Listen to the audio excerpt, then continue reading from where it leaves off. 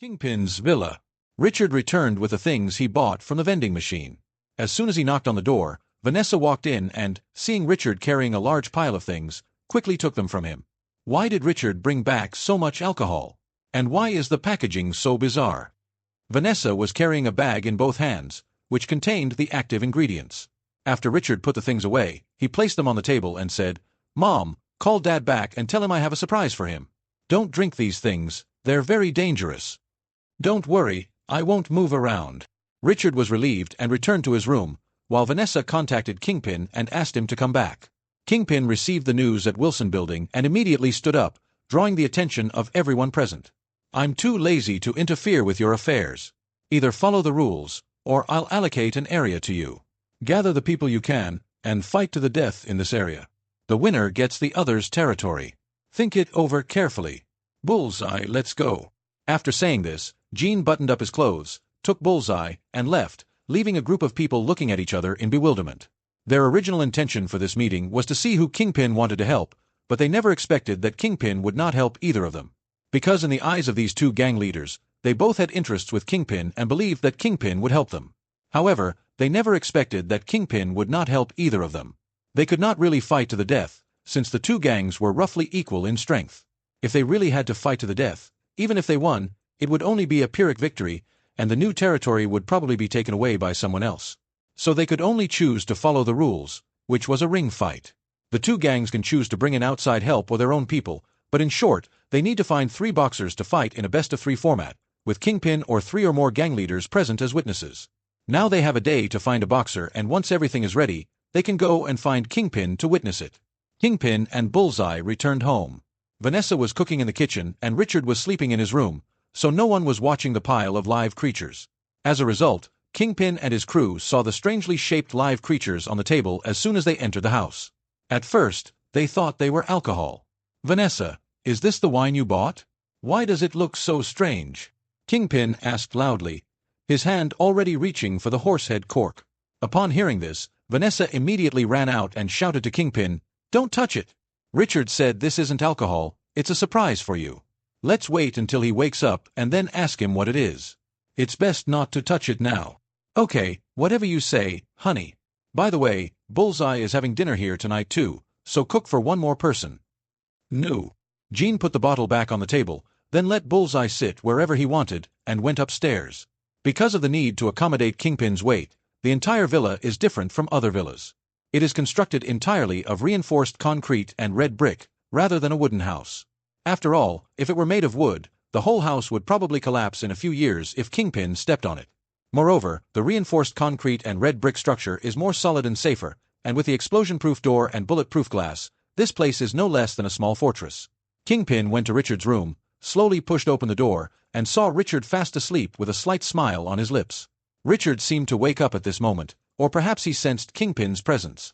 In any case, he opened his eyes, saw that it was Kingpin, rubbed his sleepy eyes, and mumbled, "Dad, you're back." "You're back. Did you sleep well? Or do you want to sleep a little longer?" "No, I can smell Mom's cooking. Let's eat first, then I'll go to sleep." Richard tried to wake himself up, then followed Kingpin to the restaurant, where Bullseye was helping Vanessa carry plates. Soon, a table full of delicious food was ready. "Sit down, Bullseye, you should eat too, don't be shy," Vanessa said to them. "Okay, Vanessa, I didn't mean to be polite." Bullseye sat down, picked up his knife and fork, and began to cut the large lobster in front of him. Richard and Kingpin followed suit and started eating as well. Soon everyone was full. Only then did Kingpin pick up the active ingredients and ask, "Richard, what are these?" "Life essence. Those who drink it will gain a superpower." Richard then introduced the 8 life essences, as well as a potion that could increase the maximum amount of magic salt. After listening to Richard's introduction, Kingpin chose Devil's Kiss. It was a bottle with a female devil as the stopper and a circular mark on the bottle containing a cartoon devil image. Without saying a word, he pried open the stopper, looked at the bubbling red liquid inside, and drank it down in 1 gulp. Surprisingly, it tasted pretty good. But the next second Kingpin let out a scream. He saw his hands suddenly burst into flames. Not only that, but his vision was filled with flames. Then his flesh and blood were burned away, revealing his charred bones. Then the environment suddenly changed, and everything seemed to disappear.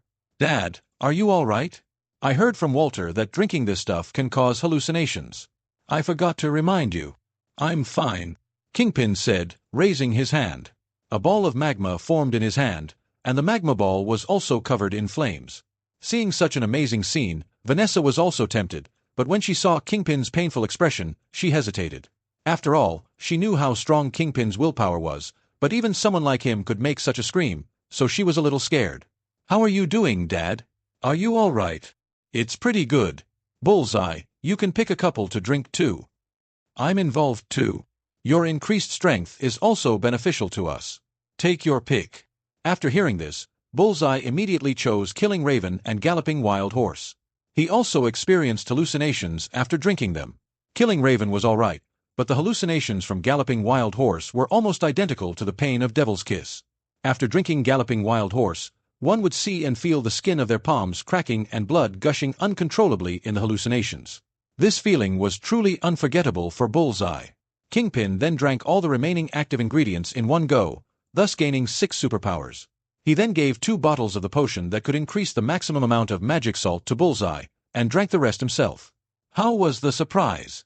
Not bad, right? Good. It's not over yet, there's more. Richard took out the T-Virus, explained its effects, and then had Vanessa inject it on the spot. Kingpin and Bullseye were also injected with the T-Virus. Richard gave the remaining T-Virus to Kingpin, since it was of little use to him and it was better to give it to Kingpin so that his power could be expanded again. Finally, Richard handed over the 3 T-1000 female Terminators to Vanessa and went back to his room to sleep. He was just too tired. Kingpin kissed Vanessa on the head, and Bullseye, seeing this, wisely left. Kingpin then stayed with Vanessa in the kitchen to wash the dishes. Apartment, cat room. Jill was lying on the sofa, covered in cats.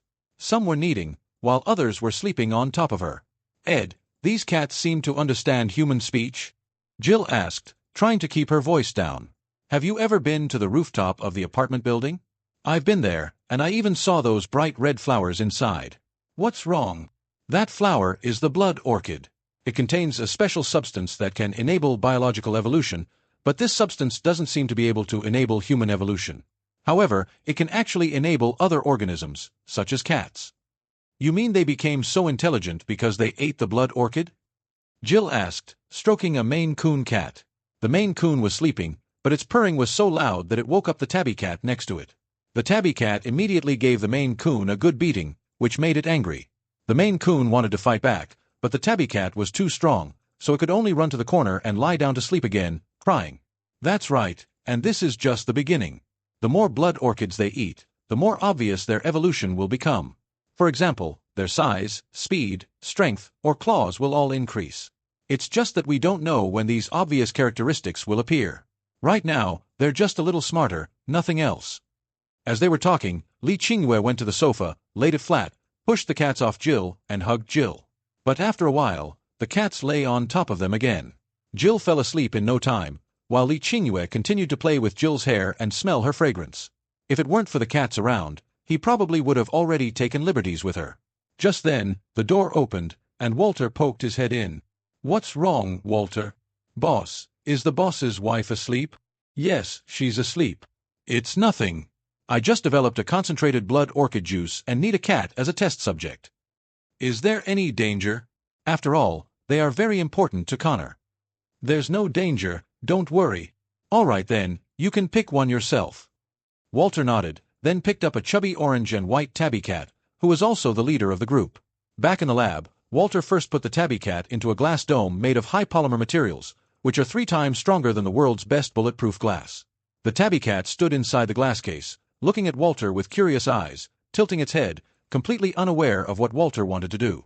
Walter took out a syringe, and the British Shorthair kept trying to pry open the glass, trying to escape, but it was too weak to push the glass cover open.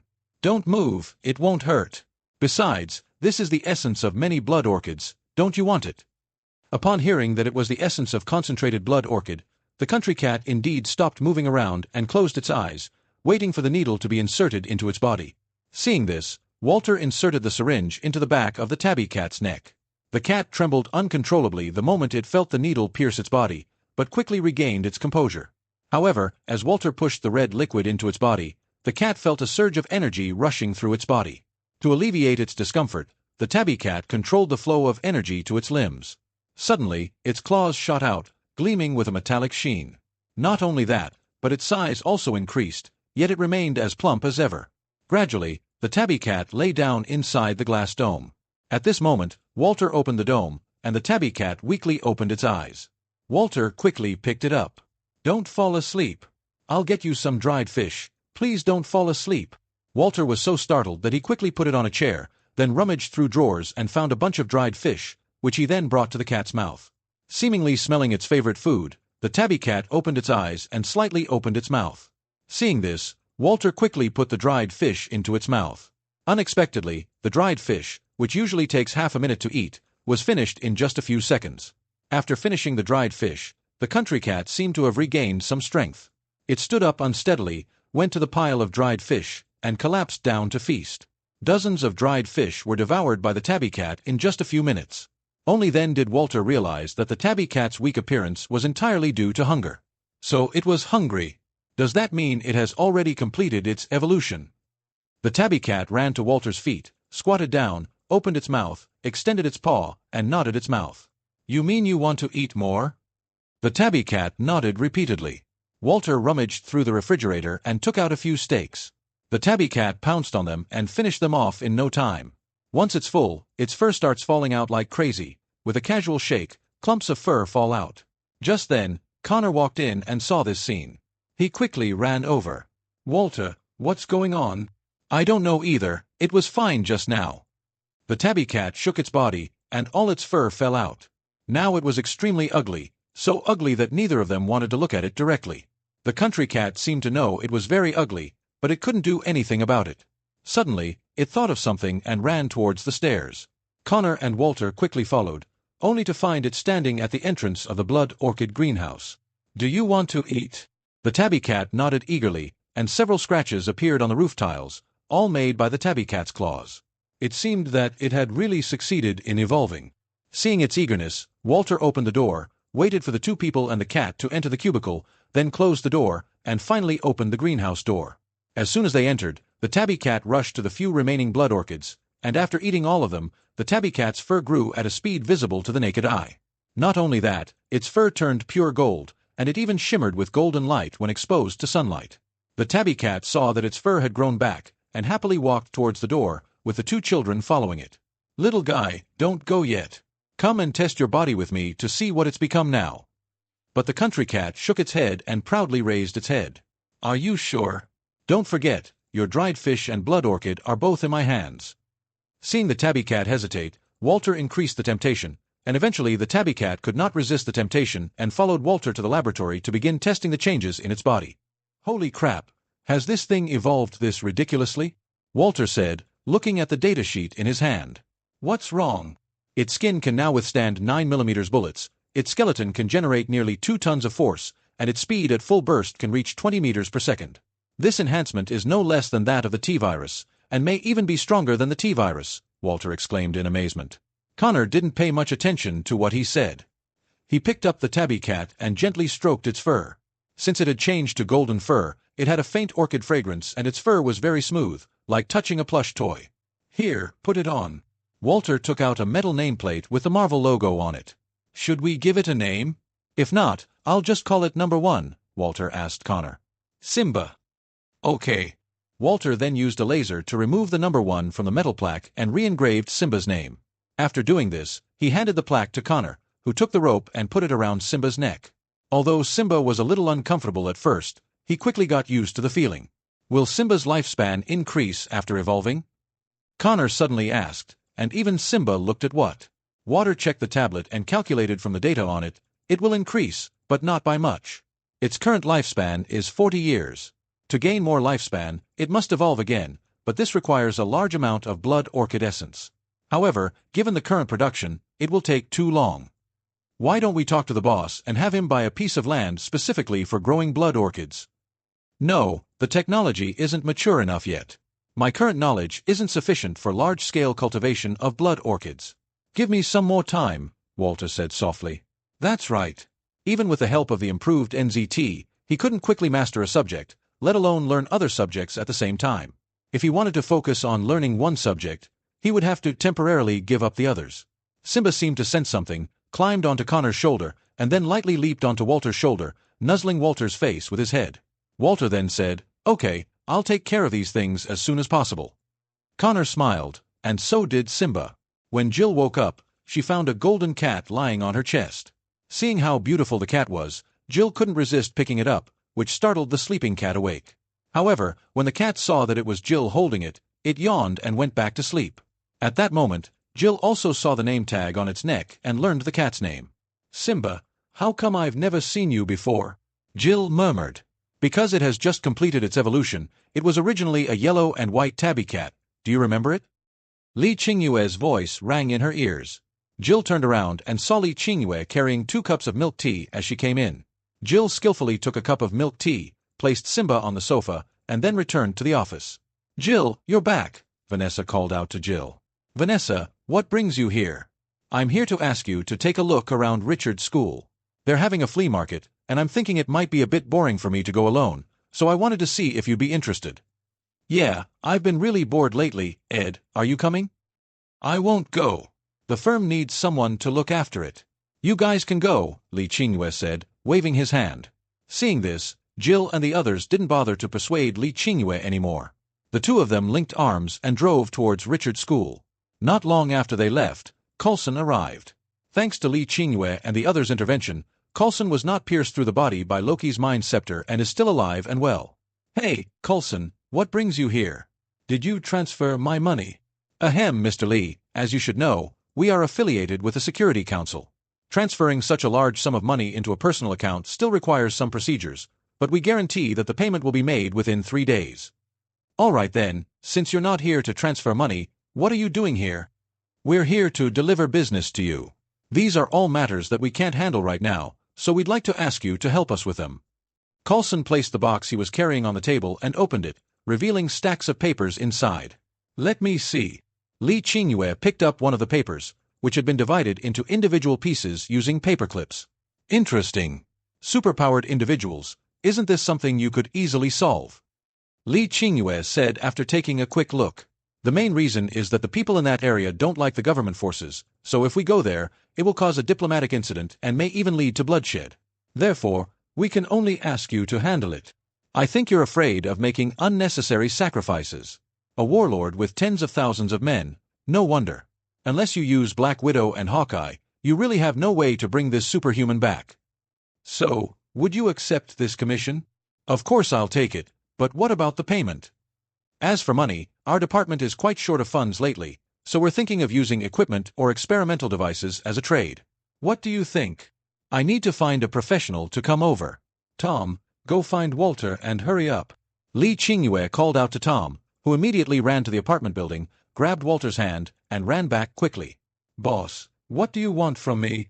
Walter asked with a helpless expression. Li Qingyue then explained the deal between S.H.I.E.L.D. and them. Upon seeing this, Walter's eyes lit up. After all, he knew about S.H.I.E.L.D.'s background and knew there must be something good in it. Walter then immediately calculated the amount based on the difficulty of the missions. Then Coulson provided them with all the weapons, equipment, and experimental materials that S.H.I.E.L.D. could offer, and Watt looked at them and nodded in satisfaction. "Okay, that's settled then. We'll let you know what we need after we complete a request, and you can just deliver it." "Is that all right?" "No problem." "All right, let's sign the contract then." Li Qingyue conjured up a large number of parchment scrolls, and Coulson went through the procedures one by one. After finishing, Coulson left first. Jill and Vanessa arrived at Richard's school, where the gates were wide open. They walked along the road to the playground, which was now packed with people. "Where is Richard?" Jill asked. Vanessa looked around, then pointed in one direction and said, "It's right there. Let's hurry over there." The two made their way through the crowd to Richard's stall, where they found it filled with all of Richard's toys. Mecha models, toy guns, yo-yos, remote-controlled cars, remote-controlled airplanes, and so on. But looking at the incongruous Barbie dolls on the stall, Jill couldn't help but ask, "Are these yours too?" "How could it be mine?" "That belongs to Leah," Richard quickly said. Just then, Leah ran up from behind, jumped onto Richard's back, and handed him an ice cream. "Richard, ice cream, have some." Richard reluctantly took the ice cream. Then he noticed something, turned around, and saw that Farron was staring at him fiercely, taking big bites of the ice cream in his hand, as if the ice cream was Richard's flesh and blood. Aunt Vanessa, Sister Jill, what brings you here? Leah asked curiously. What, aren't you welcoming us? Vanessa looked at Leah and couldn't help but tease her. No. No, then why do you call me Auntie and her sister? Am I that old? Vanessa continued to tease. No, it's just because you're Richard's mother, Aunt Vanessa, Leah explained. All right, I guess your explanation is acceptable. Vanessa patted her little head and laughed. Leah smiled, then leaned against Richard and continued eating her ice cream. Suddenly Richard sensed something, turned around and looked into the eyes of someone in the crowd, but that person only glanced at him and then left. What's wrong, Richard? Jill asked. Richard shook his head. It's nothing, I just thought I saw my uncle. Your uncle? That's impossible. Your uncle died a long time ago. You must be mistaken. I'm not sure either, but he really looks like my uncle, though it could also be Constantine. Why are we talking about Constantine again? He's been sleeping in his apartment the whole time, Jill asked, puzzled. Vanessa then sighed and explained the whole story. It turned out that Vanessa had an older brother, but he had been a troublemaker since childhood. One day, the gang her brother had offended came to their door. He killed the gang members with his excellent marksmanship. In order to prevent his sister from being in danger, he went to settle accounts with the gang members alone. Although he successfully dealt with the gang members, he also died in the battle. And she personally went to collect his body, so she could confirm that her brother was indeed dead. After hearing this, Jill glanced back but found nothing, and then put the matter out of her mind. As more and more people entered the market, Richard's booth attracted more and more customers. After all, Richard's toys were all high-end products, but now they were being sold at almost 10% or even 0.5% of the original price. In addition, these toys were basically brand new, and some were even still in their packaging, so many people wanted to buy them. Seeing Richard busy at work, Vanessa and Jill could only join in. With their help, all the toys on their stall were quickly sold out, totaling about $1,500. Farron, Leah, and Richard put all the US dollars into the donation box. After doing so, they left the school and the five of them got into a car. At that moment, Richard saw a Ford Mustang that had been following them for a long time. Sister Jill, that Ford Mustang has been following us for a long time, Richard said. I know, Vanessa drove to a sparsely populated area, Jill said, drawing a Glock 17 pistol from her waist. Wow, Sister Jill, are you going to fight bad guys again? Leah exclaimed excitedly. Compared to Leah, Farron looked somewhat frightened. Vanessa saw this through the rearview mirror and comforted him. Farron, it's okay. We'll protect you. Don't worry. I know, but I just can't help being scared, Farron muttered. All right, let's finish him off here. Vanessa parked the car in the park, and the Ford Mustang also stopped. However, a person got out of the car, which stunned everyone. John. Uncle. Constantine. Vanessa, I'm back. I'm sorry. The person who got out of the car could be described as a middle-aged version of Constantine, with a full beard and long hair. John Wick, how dare you come back? What are you doing back here? Vanessa saw him, ran up to him angrily, and slapped him hard across the face. But she seemed to have forgotten that her body had been enhanced. The powerful force sent the man flying and knocked him unconscious. Vanessa was stunned. I'll drive Richard and the others home in your car, and you can take his car home, Jill said upon seeing this. Vanessa had no other choice but to do this. Vanessa put the man in the back seat, then drove her Ford Mustang back to Hell's Kitchen and tossed him onto the sofa. Half an hour later, Jill drove Vanessa's car back to the agency. Since Kingpin's house was right next door, it didn't matter where she parked the car. Richard returned home and saw the man still unconscious. He couldn't help but say, he really looks like Constantine. The world is full of wonders. Has your dad come back yet? Vanessa said irritably. Vanessa seemed to become irritable as if she had just seen her good-for-nothing brother return, as if she were going through menopause. I'll go call Dad back. Richard quickly left the troublesome place, first contacting Kingpin with his own phone, and then coming to the firm. Upon entering the office, they found that everyone in the entire firm had gathered there. I was just about to call you, and here you are. Teacher, what's wrong? Have you received another request? That's right, and this mission is rather special. It involves going to another parallel universe to fight aliens. Another parallel universe? Yes, there's no time to explain the specifics now. I'll explain them to you in detail when we get there. After he finished speaking, a white light enveloped everyone. Then, everyone felt a white light before their eyes. When they were able to see their surroundings clearly, they found themselves in a ruin. Universe 616. Earth, Avengers Base. A white light appeared, followed by a group of people in the ruins of the Avengers Base. They were Li Qingyue. Boss, is this the parallel universe? Walter asked, looking around with interest. That's right, this is Earth in a parallel universe. Follow me, our enemy is about to appear. Li Qingyue looked up at the huge warship in the sky and said. Only then did everyone notice the giant warship in the sky. Wow, it's huge. Alright, stop sighing, let's go find our client first. Who is it? The Green Doctor is a combination of the Hulk and Dr. Banner. The group nodded and began to explore ahead. Although they didn't understand why the place had become ruins, now was not a good time to ask questions. Soon they saw the broken walls and ruins before them, and then they saw 3 people walking out of a hole. Is he Thor? Why has he gotten so chubby? Jill asked, frowning. Who knows? See that purple sweet potato spirit? He's our enemy this time. Let's get ready to make our move, Li Qingyue said. Originally, it was 3 people confronting the purple sweet potato spirit, but when Li Qingyue and the others appeared, all 4 of them looked at him. Another group of people has arrived. Do you know them? Never seen it before. The man muttered something in a low voice. At that moment, the purple sweet potato spirit slowly stood up, put on his helmet, and pulled out the double-edged sword stuck in the ground. Who are you? We are the helpers that Dr. Green found. I wonder if he has mentioned us. Li Qingyue said with a smile. Are you from that firm? Thor asked. That's right, Li Qingyue nodded and said. Enough, this isn't the place for you to chat. It seems my ideas were too naive. I should have just destroyed the entire universe and rebooted it, then no one would have ruined my plans. The purple sweet potato spirit pointed its double-edged sword at Thor and said. Seeing this, Thor stopped talking and opened his arms. Stormbreaker and Mjolnir fell into his hands. As he grasped the 2 weapons, a bolt of lightning struck Thor from the sky, and he instantly transformed, donning armor. It has to be said that the armor made on Nivida is really good. Even though Thor has gained a lot of weight, he can still fit into the armor. Boss, should we make a move? No rush, you guys go find the clients first. They're buried under these rubble. Tom, Jerry, you 2 go help out. Richard, Walter, Jill, you stay here and watch the show with me. Ah. Oh, what? The enhancements on the 3 of you are too weak. Let Connor and Constantine handle the rescue. The 3 nodded, and then the 4 of them stood on another high point to watch Thor, Captain America, and Iron Man battle Thanos. It has to be said that Thanos' fighting skills were on a completely different level from the 3 of them, and he was able to suppress them very easily. Captain America was quickly caught off guard by Thanos, who kicked him away, sending him crashing heavily into the wall. The force was so great that his body couldn't withstand it and he passed out. The remaining Iron Man and Thor used a combined attack. Thor combined Mjolnir and Stormbreaker, and a bolt of lightning the size of a bucket struck Iron Man's back. Iron Man immediately converted his electrical energy into beams of laser light, which he then shot at Thanos.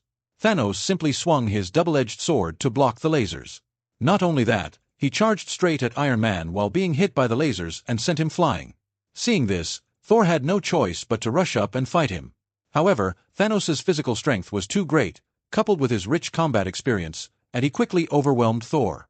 Of course, it could also be because Thor had not been exercising in recent years, and his overweight body had also slowed him down. Seeing that Thor was about to be killed by Thanos, Li Qingyue quickly pulled out his pistol and shot Thanos in the knee. Although the shot didn't cause any damage, the impact still made the unsuspecting Thanos stagger. This gave Thor a chance to recover, and he kicked Thanos away. Then, he once again fought Thanos with his dual weapons. This time, Li Qingyue and Richard also helped. The 2 kept firing, and each bullet accurately hit Thanos' elbows, knees, wrists and other joints. Although it didn't hurt or itch, the impact would cause his attacks to deviate slightly. Don't underestimate this level of battle. Even the slightest deviation can determine the outcome. So the 2 men's superb marksmanship caused Thanos a lot of trouble, but Thanos quickly found a way to break it, tense his muscles. Only in this way could his bullets not cause him any harm. And with his muscles tensed, each of his attacks was powerful and heavy. Thor could not withstand such attacks for long and was forced back by Thanos' sword. Thanos then chased after him and kicked Thor away with a heavy kick. Thor crashed into a large rock, his entire body embedded in it. He struggled to climb out, but Thanos, who had arrived in time, kicked him back down. With no other option, Thor could only open his arms to summon Stormbreaker, but Thanos seemed to have eyes in the back of his head. He dodged the incoming Stormbreaker by sidestepping it and used the momentum to grab it, pressing it down on Thor. With its sharp blade, Thor's armor was no match for it. Just then, a huge, silver-white scythe sent Thanos flying. Thanos adjusted his body in mid-air and stood up again the moment he landed. When he saw who had attacked him, he frowned slightly. "Thanks, brother," Thor said, panting. "You should lose weight, Thor. You look so different from the one I used to know," Li Qingyue teased, while slinging the scythe over his shoulder. This scythe is the melee weapon that Li Qingyue opened from the gift box, Angel's Great Scythe, Osiris. At the same time, this scythe also has another form, Demon's Axe, Arbitrator. These two weapons are variations of Dante's Rebellion Blade from DMC, Devil May Cry. However, this time, only the scythe and the giant axe forms were obtained from the gift box. The Rebellion Blade form was not available. However, that was enough for Li Qingyue. He spent some time learning the attack methods of these two weapons, and using them to deal with Thanos was a piece of cake. Seeing Thanos charging towards him, Li Qingyue's Angel Scythe emitted a white light, and the next second a blood-red giant axe appeared in his hand. This was another form of Li Qingyue's melee weapon. Wielding a giant axe, Li Qingyue clashed head-on with Thanos until Captain America stood up again, Iron Man regained consciousness, and Thor also stood up, supporting himself on his knees, while summoning Mjolnir and Stormbreaker back. As the three giants prepared for the second round, Li Qingyue also sensed the fighting spirit behind him. He switched to his giant scythe form, forced Thanos back, and returned to the high ground, handing the battle over to the three of them. "Thor, I have a suggestion for you.